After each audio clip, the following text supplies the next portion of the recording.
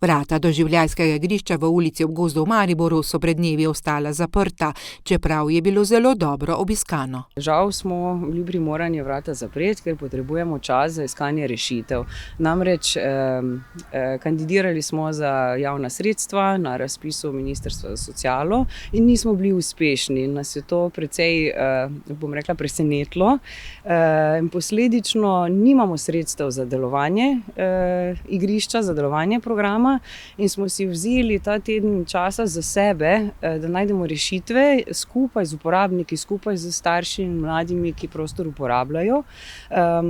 In smo na nek način zdaj vsi prostovoljci, ker ne zmoremo več stroška dela, in smo zdaj v tej fazi, reorganizacije. V vseh letih delovanja se je doživljajsko igrišče razvijalo in raslo.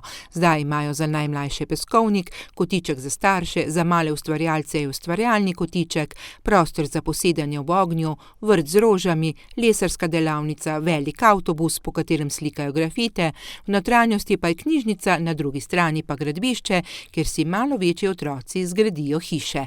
Skrbijo tudi za živali. Tem je še pa specifika našega dela, ker je to socialno-varstven program. Zagotavljamo možnost informiranja in svetovanja, zagotavljamo tudi neke vrste prvo socialno pomoč, kadar je človek v stiski, pa vseeno ali je otrok, mlad ali odrasli. Smo tu usposobljeni sodelavci, ki znamo napotiti v druge socialno-varstvene storitve, v nevladne organizacije ali pa v javne zavode, kjer ljudje lahko najdejo pomoč. Včasih koga celo pospremimo fizično. Zdaj iščejo ljudi, podjetja, sponzorje in donatorje, ki bi jim bili pripravljeni pomagati. Za ta čas, dokler ne bomo uspešno, finančno ovrednoteni, za ta čas potrebujemo pomoč. In pride prav vsak evro v Šparovec na igrišču, pride prav vsakšno majhno nakazilo, pride prav roke, ker potrebujemo pomoč, velik prostor je in potrebujemo tudi pomoč, prostovoljcev, sosedov, vseh v skupnosti, da nam pomagajo prostor vzdrževati. Zaenkrat potrebujemo pomoč za kritje osnovnih obratovalnih stroškov, kakor je najemnina za prostor, ki jo plačujemo občini, plačujemo recimo tudi najemnino za toaletno kabino in takšne osnovno delovanje.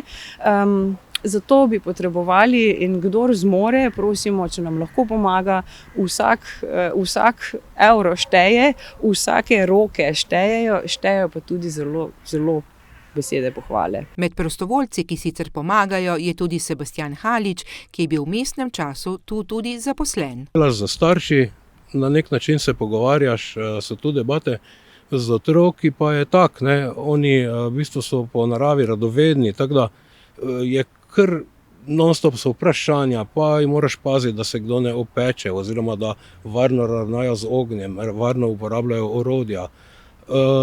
Tako da bom rekel, eno zelo lepo, zelo dinamično delo, pa ker ima to delo neko kontinuiteto z otroki, v bistvu navežeš stik, ki se poglobi in to je tisto, kar je meni osebno zdaj najtežje, ko pogledamo tisti napis na vratih. Zdaj mu je kar hudo, ko srečuje otroke, doživljajsko igrišče pa je zaprto. Zdaj otrokom je težko razložiti, da zdaj pač ni bilo sredstev in to, ker nekako tega ne razumejo.